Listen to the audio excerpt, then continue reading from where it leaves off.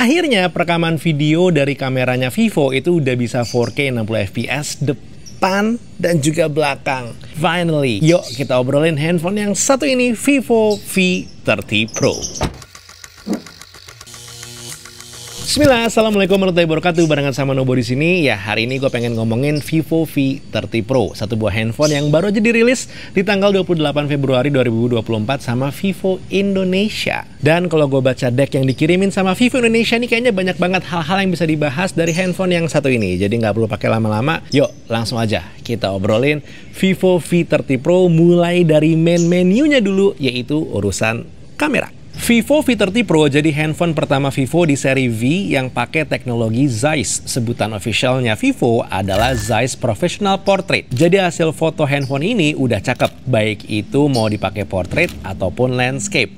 Out of cam warna handphonenya udah jadi, dan pas gue kasih lihat hasil portraitnya ke istri temen gue yang awam banget soal handphone, komennya cuma satu, bagus, hasilnya menyala bang. Jadi udahlah ya, kebayang kayak when our older sisters say the result is good, then it's good. Hasil foto yang oke dari Vivo V30 Pro ini emang kebantu banget lah antara Zeiss triple main kamera dan juga software bawaan dari Vivo V30 Pro. By the way, iya, lo nggak salah dengar, tadi gue nyebut Zeiss triple main kamera. Kata-kata Zeiss di sini tentu menjelaskan kalau konfigurasi kameranya Vivo yang baru itu emang udah menggunakan standarnya Zeiss. Dan kenapa Vivo ngebawa Zeiss akhirnya masuk ke seri V? Yang pertama, tujuannya adalah inovasi, dan yang kedua adalah biar kita lebih familiar dengan kata-kata Zeiss yang udah menjadi salah satu brand legend di dunia industri lensa dan juga optical. Dan untuk penyebutan triple main kameranya, alasannya jelas. Semua kamera yang ada di Vivo V30 Pro itu udah menggunakan sensor 50 megapiksel semua. Mulai dari 50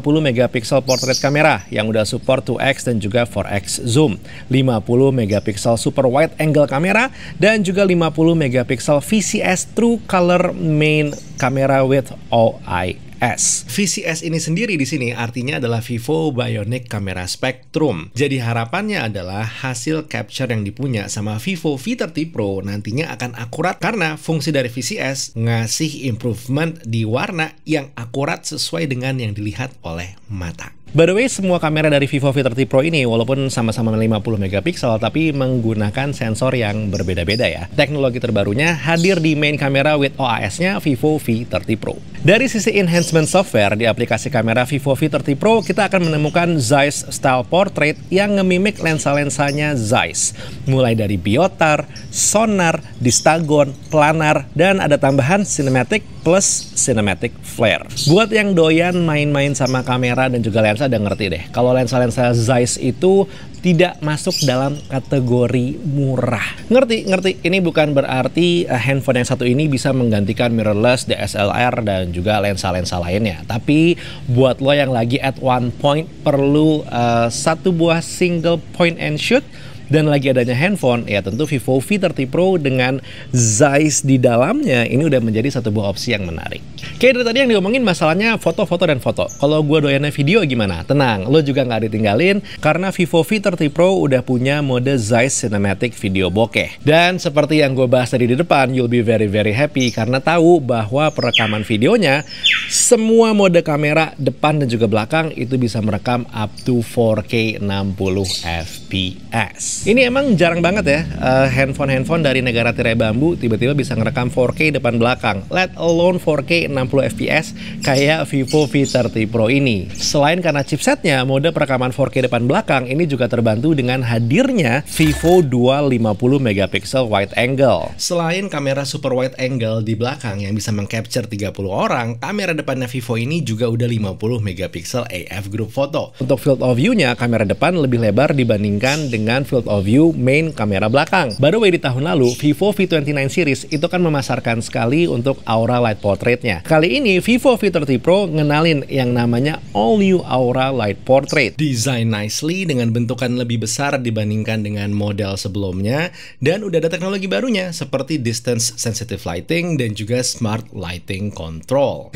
Nah, ini ngebantu banget sih ya, terutama kalau lo lagi harus ngambil foto atau video dengan kondisi lighting yang aur-auran gitu. Somewhat lo masih bisa ngedapetin warna objek foto itu yang true to life dibandingkan dengan ambience lighting yang saat itu emang lagi kurang bersahabat. bersahabat. Jadi pada intinya adalah dari sisi kamera, mau itu foto, video, dan juga support system secara softwarenya, Vivo V30 Pro ini sangat-sangat bisa dipertanggungjawabkan.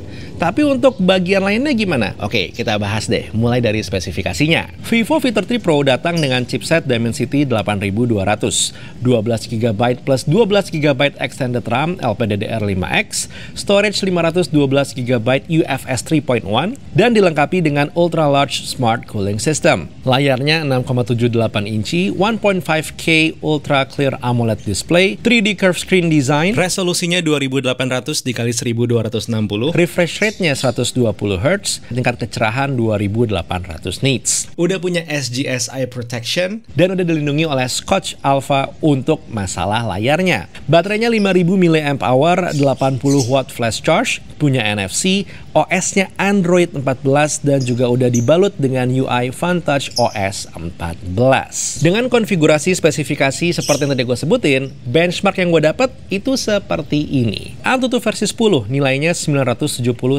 ribuan, Geekbench single core-nya 1200-an, multi-core score-nya 3700-an, OpenCL 4115, Vulkan 3993. 3D Mark menggunakan Wildlife Stress Test, highest score-nya gue mendapatkan nilai 6748 dan lowest score-nya 4275.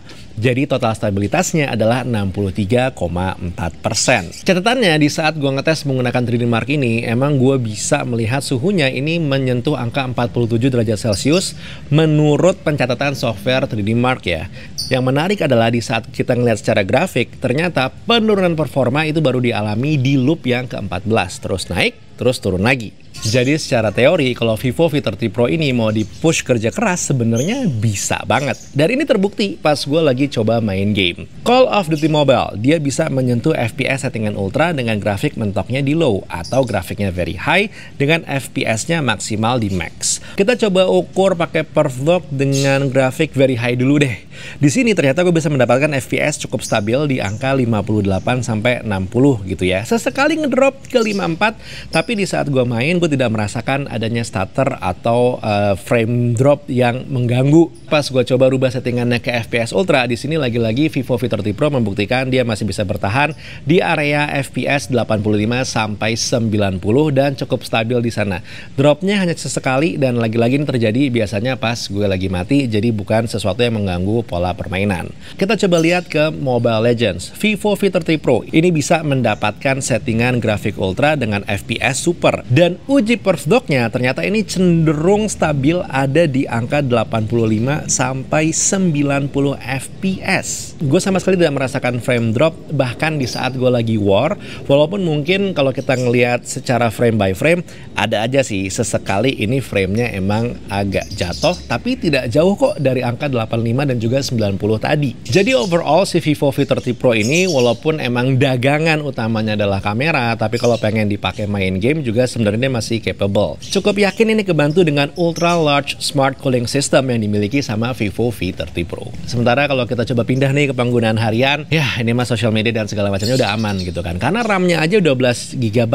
Yang menarik sebenarnya adalah Vivo ngeklaim dia bisa nahan background app itu sampai dengan 48 aplikasi. Dan jujur aja, gue nggak ngetes ngebuka 48 aplikasi, gue buka satu-satu. Karena in real life, not even 10 apps gue buka secara berbarengan kok. Biasanya cuma Instagram, WhatsApp, email, udah selesai. Gue coba membuktikan dengan ngebuka 2 game secara simultan, bisa pindah-pindah antara satu game dan ke game lain, pindahnya hanya ke dashboard aja, itu udah cukup membuat gue happy dan membuktikan kalau emang ya Vivo V30 Pro bisa nahan aplikasi dengan cukup banyak di bagian backgroundnya. Untuk masalah performa baterai, di saat gue YouTubean 2,5 jam, brightness 100%, suara 20% seperti biasa, dia memakan daya ini 23%. Main Mobile Legends selama 14 menit, itu Vivo V30 Pro hanya menggunakan daya di angka 6% aja. Untuk charging speednya sendiri, si Vivo V30 Pro dengan 80 watt flash charge-nya, itu gue bisa mengisi daya 0-100% hanya dalam waktu di bawah 1 jam, jadi sekitaran angka 48-50 menit. Nah, terakhir kita bahas secara desain. Vivo V30 Pro ini menarik sekali ya, karena dia menggunakan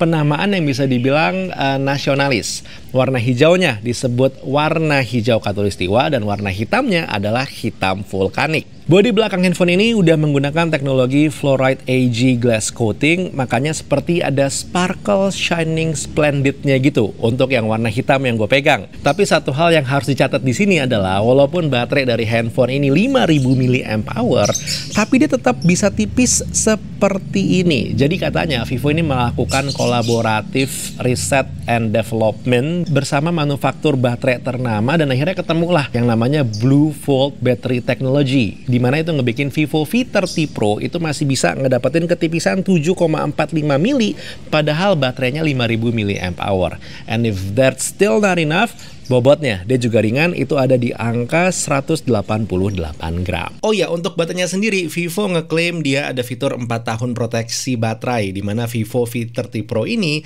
tidak akan turun kesehatan baterainya di bawah 80% selama 4 tahun masa pemakaian. Untuk bagian layar depannya, Vivo V30 Pro ini menggunakan layar 6,78 inci dengan panel Ultra Clear AMOLED dan 3D Curve Design. Perlindungannya menggunakan Scott Alpha dan udah lengkap dengan IP rating 5.4, tough body armor, dan juga water wet display. Jadi bukan berarti HP ini bisa dicelupin terus dipakai, enggak. Tapi kalau misalkan jarinya lagi basah, handphone ini masih bisa berfungsi dengan sangat baik. Jadi touchscreen-nya itu nggak yang tiba-tiba kabur-kaburan kemana-mana, yang bahkan handphone flagship itu masih sering mengalami hal seperti itu. Nah, overall bisa gue bilang teknologi yang dipakai sama Vivo di Vivo V30 Pro ini emang ngebikin handphone V-series kali ini naik kelas jatuhnya.